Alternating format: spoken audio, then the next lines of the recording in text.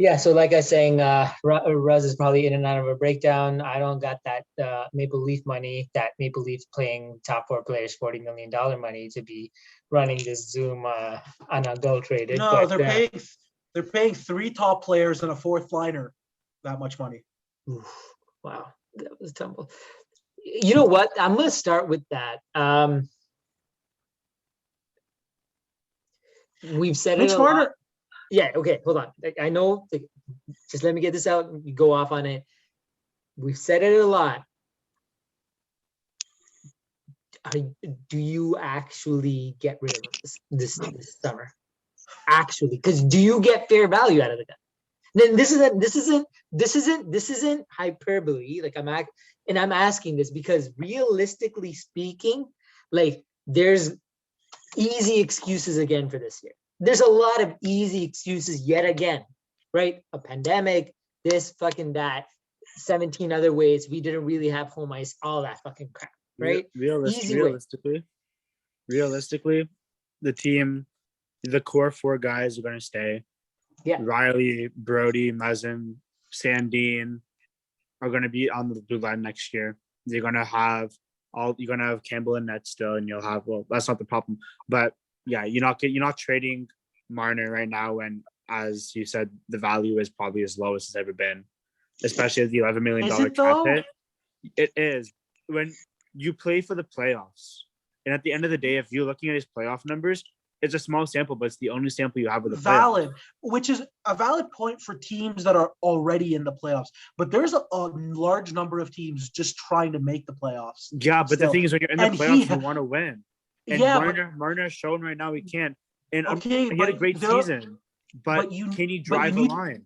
You need to make the playoffs first. And there are going to be teams that look at Marner and see an opportunity to get a guy who's a proven regular season performer and will help them make the playoffs, which for a number of teams that don't have the money that MLSE does, they need the gate of even one round of the playoffs. There's going to be teams that are looking at the $11 million cap hit who have an internal cap for themselves. Yeah, but his cash but his cash is going down every year. So Jihad, this is the one problem. This is the one problem with that. The way this league works and the way all these execs work is they also like want to fleece the Leafs, right? Like the fact that Dubas does so well in trades is actually insane, right? Yeah. These execs like to work with each other, but they want to be the guy who fleeces the Leafs. Yeah. There's no way anyone's paying fair value from Marner. So then the problem with trading Mitch Marner is I don't know how you quantify fair value. He is a legitimate top 5 scoring player, like not even winger, skater in this league. He is going to win an Art Ross unless like McDavid just goes even more God mode than he already is. But like McDavid doesn't need to go God mode. He just needs to be McDavid for the rest of his life. Fair enough. But like he's a guy who if he's playing in any other generation without a McDavid will win an Art Ross or two. And like at the end of the day, getting fair value for that isn't gonna be easy. And the problem is, how do you quantify what fair value is? It's not getting someone of similar talent or similar caliber back. It might just be getting guys who are a better fit, still high-end talent. I'm not saying like the whole trade Nylander thing where it's like get a second pair defenseman for William Nylander. No, getting a guy like Matthew Tkachuk, who's still a high-end talent, isn't gonna reach the heights that Marner has, but is still a high-end talent who is a top-line player who can help you win games, and a secondary piece who can play in your middle six. And I think if you could walk away with something like that. Yeah, but why do you want to trade him when his value is the lowest? Why are you trading one of your best players, a guy who, as you said, is a regular season performer? Why are you trading him right now? I honestly don't believe his value is going to be as low as we all make it up. At $11 million as a winger who has proven he can't be in the playoffs year in and year out, how do you justify trading him? And how can you do that? I think you run this core back one more year with these four. And I don't think you could trade him right now. I don't think you can. You got to keep the 4 right now. I don't see how you could possibly do it. As much as I would love to trade them and make a shakeup, realistically, when you look at it, Kyle Dubas, and luckily he's not like us Leafs fans. He's not going to make these trades right now. How could you ever trade DeMar DeRozan? I could You argue got that. a No, superstar better than him. No, you can't. That was an argument I was making about DeMar well beyond that before that time, and Arthur, you could attest to that as well. I was trading DeMar 2 seasons before that. I was 100% trading DeMar. The thing is, when I heard that they couldn't get Paul George for him, I was furious. I thought they should you got Kawhi Leonard, arguably. That's nuts. We actually got better value. You got better value. You're not trading. No one's going to right now trade a McDavid. If you get better value than Marner, fucking great. We're not going to though. Exactly. I honestly believe that you can get the value. Like I said, a Kachuk plus kind of package is more than fair value. I think that's the kind of thing that you need for him. You need it's not about Sutter is back in Calgary, right? Do you think that guy's gonna be like that's fair value? That guy thinks it's all about throwing elbows into fucking. Put it this way: once you get rid of Marner's signing bonus of 9.6 after free agency starts, his contract is a lot more movable. That's the other thing. His base right now is 750. Okay, it's only going up to 775 by the end of the year. You may not necessarily get face value, but you'll get comparable value. I don't want that. I gotta be honest. I want better. I gotta be honest with you. I think you. You can. Sorry, go ahead. It's okay. I was gonna say I think you can honestly go further with a player like Kachuk, and maybe a toss in than you can with Marner himself. How are the Flames not going far with Kachuk then? They have Goudreau, they have Monahan, you have Giordano, you have Anafin. None of those guys are as good as Marner. None of those guys are as good as Marner. First of all, they don't have an Austin Matthews or a William Nylander or John Tavares to complement them. The other thing, you guys are asking about fair value for Mitch Marner. Trust me, I don't care if we get a bag of pucks for Mitch Marner if we win a cup next year. The fair value for Marner is winning. And if you think you can win with a player and it's not for me to answer that. If Kyle Dubas sits there and is like, we can win more games in the playoffs with Matthew Tkachuk than Mitch Marner, then it almost doesn't matter whether that value is equal or not, because you winning the cup or advancing to the second round, which is going to be a lot of Leafs fans' cup next year. So you trade Marner for an unproven guy who's played 1 year in the playoffs, who's done nothing but get suspension throughout the year. And cap space. How much is Kachuk making? 7.7? 7. So I think it's 7 flat. Okay, so it'll probably go up. It'll probably go up to 8.5 after next season, but you're still going to have some room between his and Marner's salary. You will, but why am I trading now Marner for a guy who's even more unproven than him? I'd rather try to get Landeskog in free agency right now. Yeah, but you're not getting Landeskog. He's not leaving Colorado. I don't want. I want someone who's more proven. If I'm trading away Marner, I want someone with the talent and is more proven. I'm not. You're not gonna find that though. You're not gonna find it. That's what I'm looking for. I know what Marner's values is, and Dubas hopefully knows what Marner's value is, and you don't trade him for anything else than what you think his value is, and then some. Okay, so the question then is what is do we think? So you don't think Kachuk is comparable value to? I just don't. I don't think Kachuk is. What's his best season so far?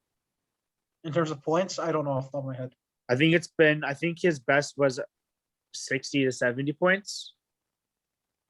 Okay. What's Marner's best season so far? 90. 100 and was it? Did he get to 100 that year with I Tavares? don't know if he got to 100 yet. I think he got 96. Okay. Anyway, he's had one. Do those points make a difference? Honestly, those points, do they make a difference? Genuinely, hold on. Does someone have the computer on them right now? What's Kachuk's playoff numbers? If someone has that. How many series? Working on pulling that up now. Keep going. Honestly, the other thing I was going to say about Marner is 2 years ago, if you'd asked people who the most beloved Leaf was, it wouldn't have been Tavares, the captain who just joined this team.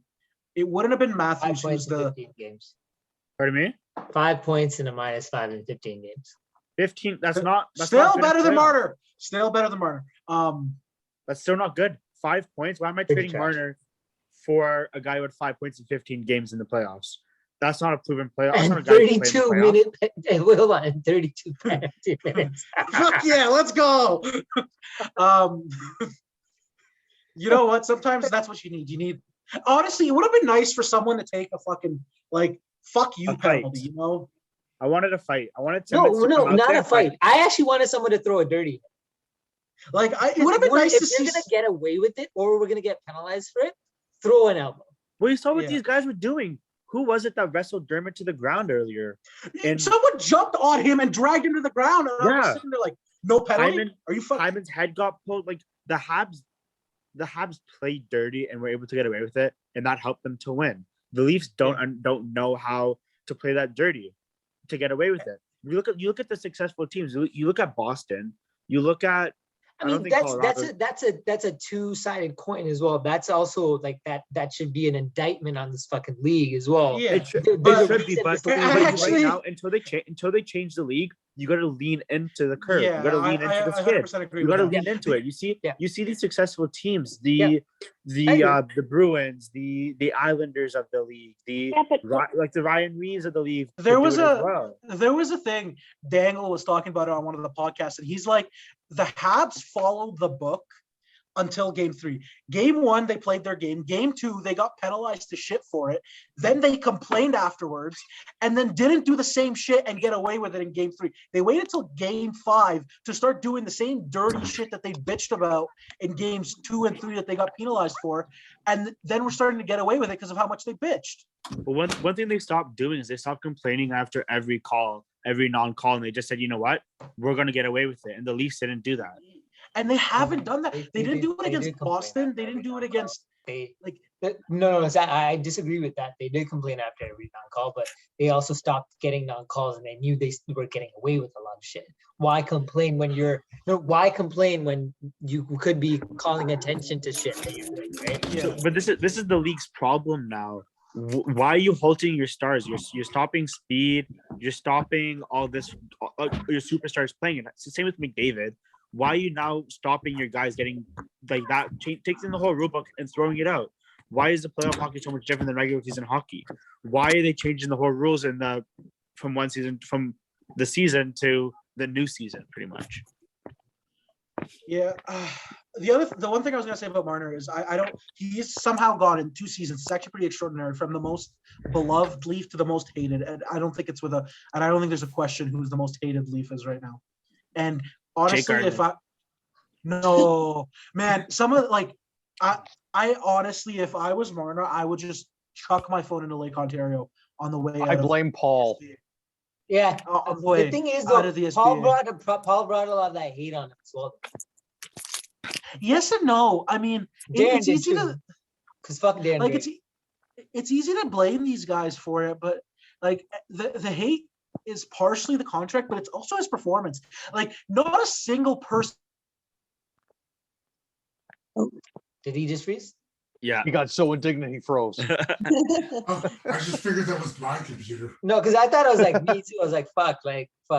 Not only is my Zoom fucking acting up, my internet's how broke am I? All right, cool. So while he figures out his life, I'll let you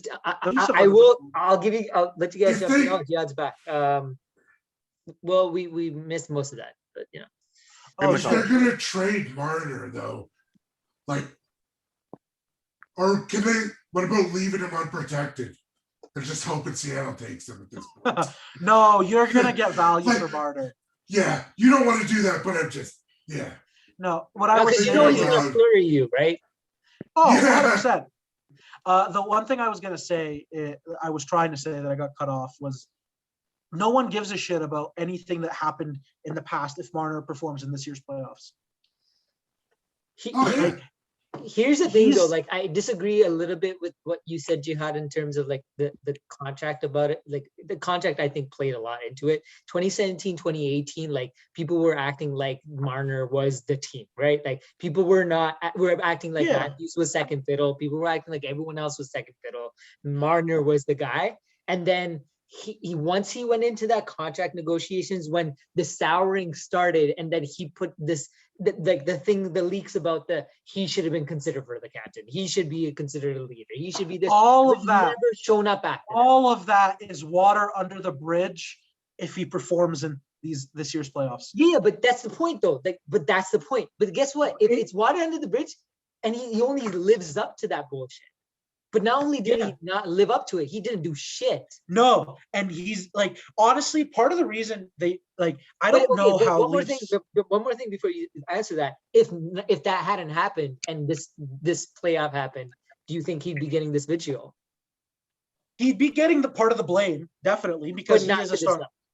No, not. I don't. I think people would be a lot more. I think people would have responded to him the way they're responding to Matthews. Like, we're pissed, but like we still want him here.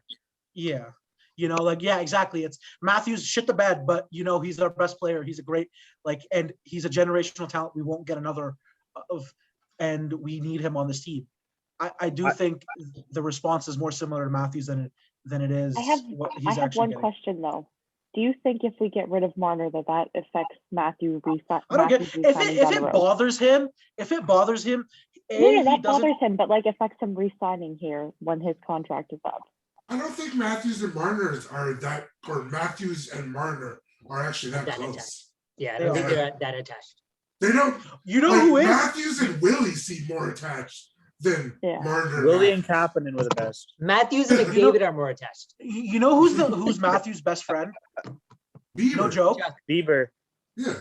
No, Matthew do you guys know who Matthews' best friend would be though? Yeah. Whoever helps him win a freaking cup. No, but Kachuk and him are close. Yeah, no, they're super close, and they've won at every level they've played together. Like, there is some aspect of it that is just bring him in and play him with Matthews. It's worked for Team USA. It's worked for everywhere they've played. Yeah, but McDavid and Matthews works too, right? Okay, but the World Cup of hockey. Okay, fair, but I Team don't know. Young Guns doesn't count, you bastards. But you have to trade Matthews for McDavid. No, you don't. To get McDavid, yeah, you'd have to. Oh, to get McDavid, probably, yeah. That's a startup. Do you think we can convince him to take Freddie and Marner? Hey, listen, I put a deal together centered around Marner that I think would get it done. Did it work in Shell? I don't know. We'll ask Ken Holland. I emailed him. If there's Guys, a guy who will accept some weird shit. I just hope Toronto Bikehead goes from the Nylander slander to the Marner slander. I hope he gets on the Nylander train and just goes choo choo. Yeah. Did you guys see? The reason I came back is because I saw Sid Sixero's tweet because I was gonna be done for the day. But did you see my response to it? I haven't seen it. What did you say? I was just like these fucking assholes who are gonna bitch about this were praising the way Dubas built this team from the offseason. Yeah. In signing all the veterans, bringing in the different looks, to trading for Foligno in the at the deadline and getting Nash. So you don't get to sit here now and talk about roster construction because this is how you want. What was Sid's tweet? So the tweet was basically the Leafs were never constructed right, and it's going to take years to undo it. It's not basically that. That was verbatim what it was. Yeah. But why is he mad though? He said that the Habs were the best team from the beginning of the season. So why is he mad? I don't know. Sarah's a fucking idiot. That's why. I put Sid in the same category. You can tell him I said Simmons. He likes same person. He likes to dunk on people. He needs to focus on reporting the weather. On breakfast isn't he on breakfast television now? Shouldn't he be talking about some fucking how you iron pants now or fucking whatever the fuck you do now? What? Did you talk about breakfast on that show?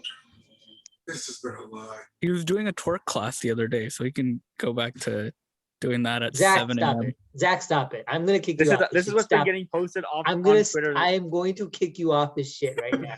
Stop it. You're trying to piss me off. I'm not in the place, all right? Not in the fucking place. But yeah, I don't know. It's just. I'm sorry, Zach.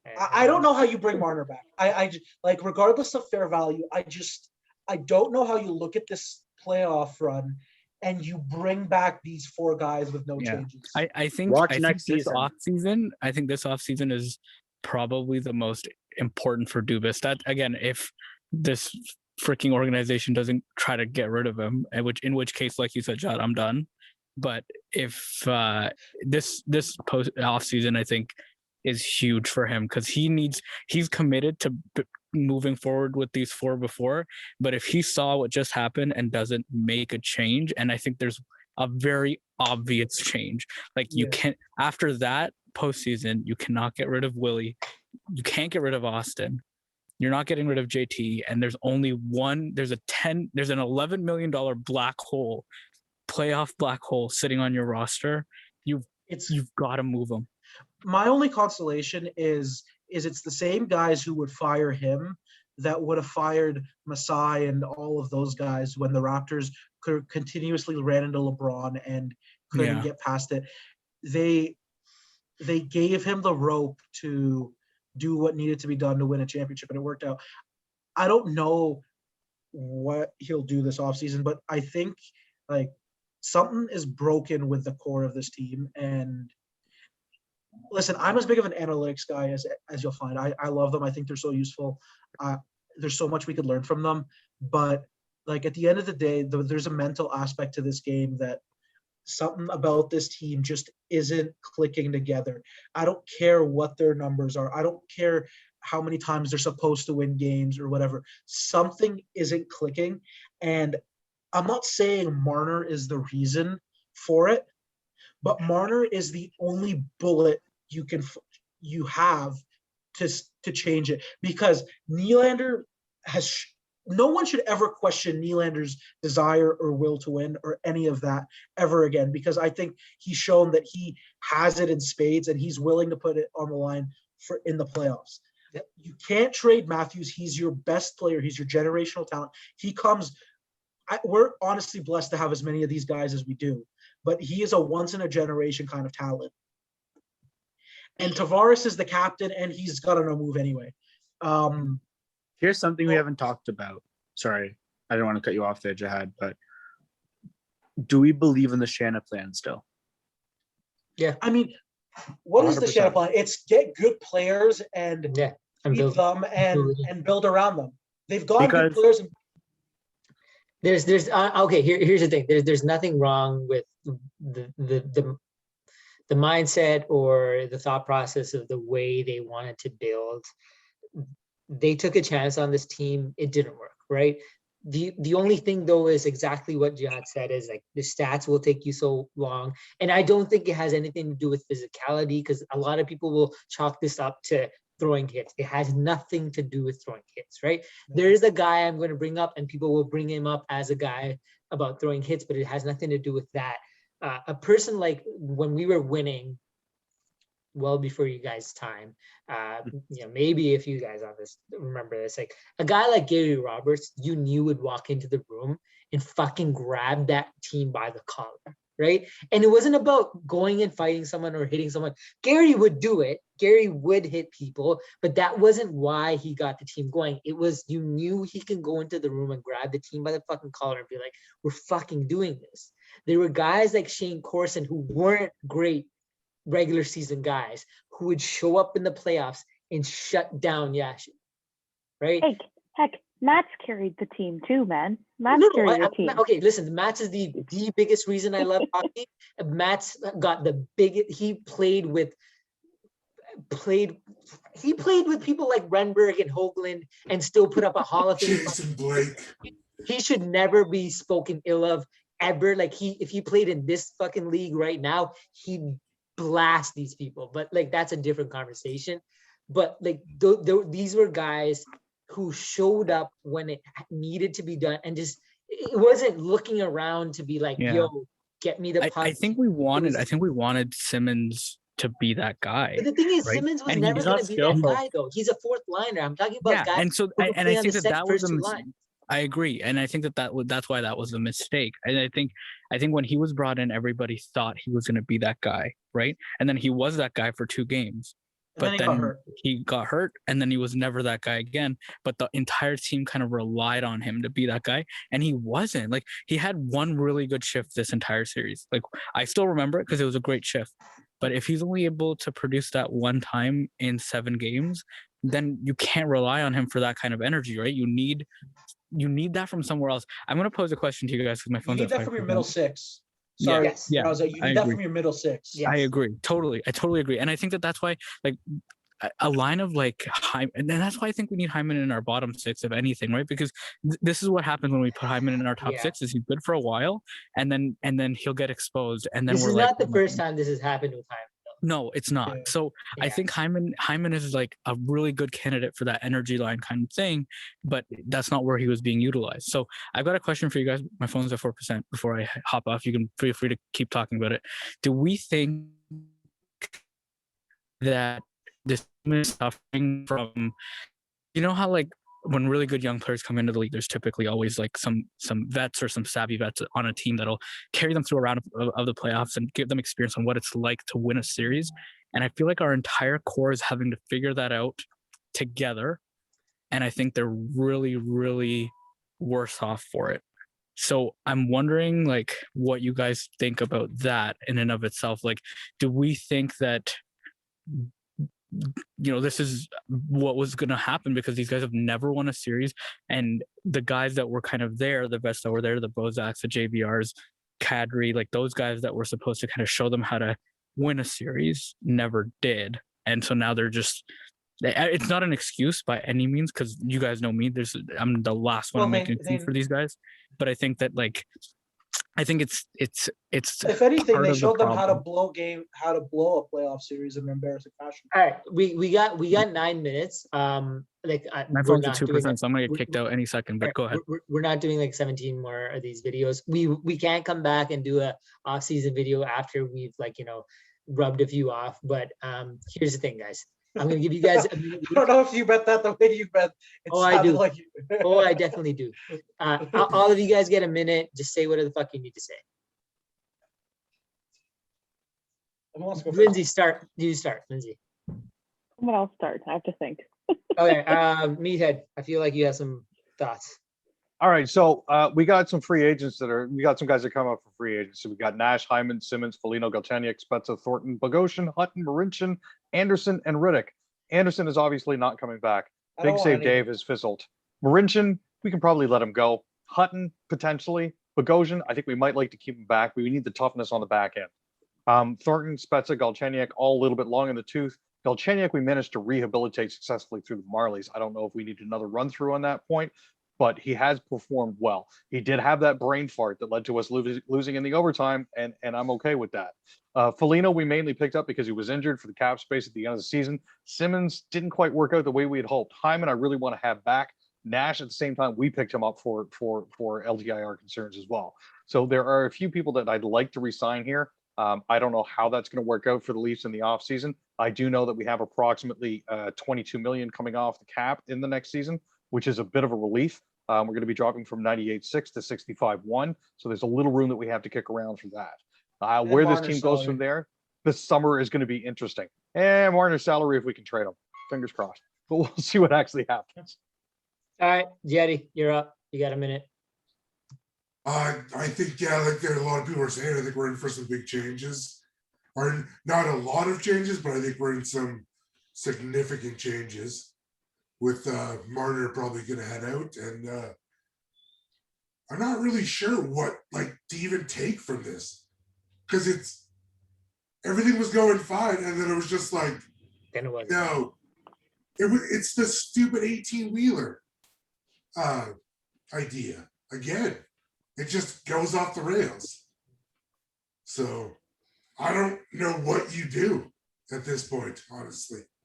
It's mind-boggling to me that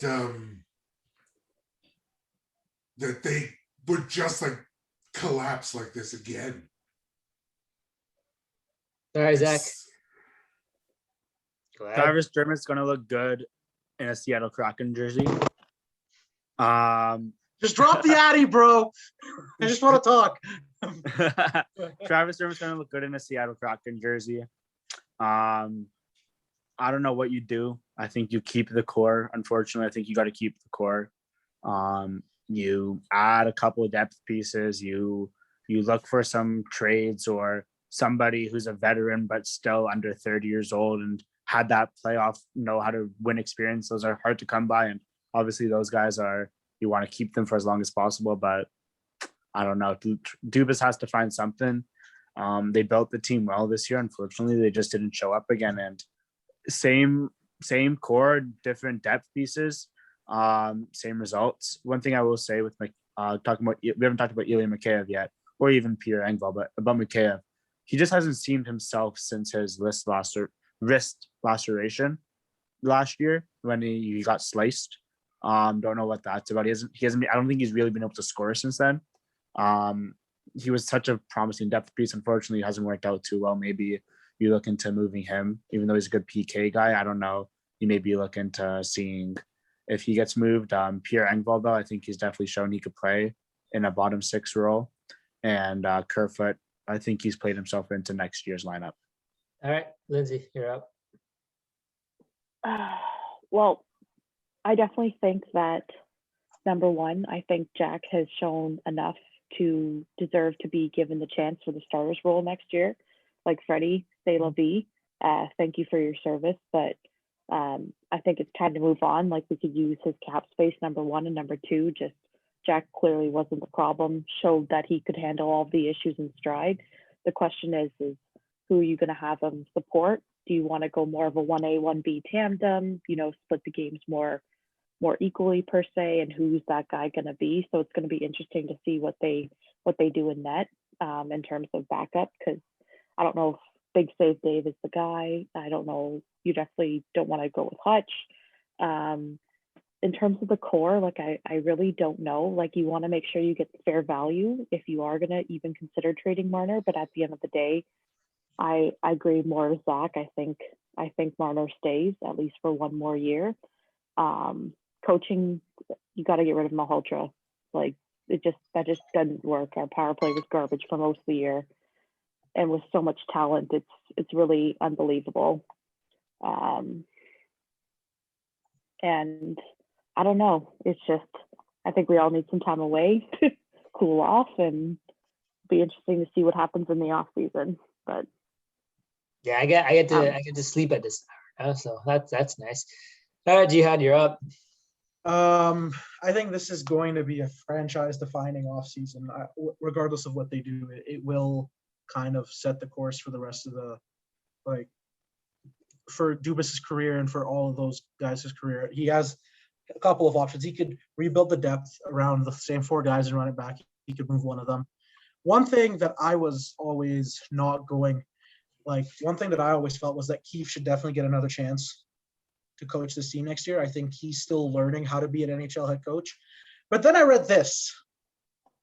He blamed when Kotkaniemi and Caulfield came in, you could feel the series shift. And that's, I don't know. That's kind of a garbage quote from your coach. I don't know. I don't know what you do here. I don't know what you. No, I mean, the thing is, I think he's gotten into, I'll give you a few more seconds. I think he's gotten into trying to not throw his guys under the bus. But keep going. And fair, that's fair. But you could just not say anything. I don't know. I think you get through the expansion draft. You figure out who's getting exposed, who's getting taken. You get through that.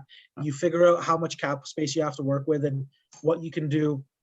And we've all talked about Hall or Dermott or whatever to Seattle. We don't know what's going to happen. At the end of the day, we don't know internally who they value, who they don't. And yeah, it's going to be an interesting offseason one way or another. I think it'll define Kyle Dubas's career. I think it'll define this iteration of the Toronto Maple Leafs. And whether actually this iteration of the Toronto Maple Leafs is over or not. I think that's kind of the one, or whether they get one more shot at it. I think that's what we have to look forward to. And honestly, I don't know. I guess hopefully we'll get to watch live games next year so they can disappoint us in person. Yeah, it'll be nice to continue to have this happen for the rest of my life. Apparently, because apparently I chose this life, and maybe maybe there's some good out of this if we are gonna take this as our Joker origin story. I think we gotta really lean into the villain side of things. We gotta really stop being like let's stop with the Woe is happiness. us. Like, let's just Yeah. fucking really get We should into be the like everyone keeps Bad telling me Leafs fans are the biggest assholes on Leafs Twitter. Let's be assholes. Let's be the real assholes of of NHL, like of hockey Twitter. Like if you want us to be, and I want the Leafs to be the assholes. That's the other thing too. I want them to be the team no one wants to All play. right, we got 30 seconds, guys. So I'm gonna wrap this one up. It was great having you guys. I really was hoping for a long run. It's sad that Raza and Maz had to go, but great having you guys on. Maybe we could do a few reactions after non-Leafs games and be happy for once. Thank you guys, honestly, for Later. staying. Thank you. See you guys. Cheers. Fuck my Bye. life. Fuck the Leafs. I love them. Fuck. See you guys next game.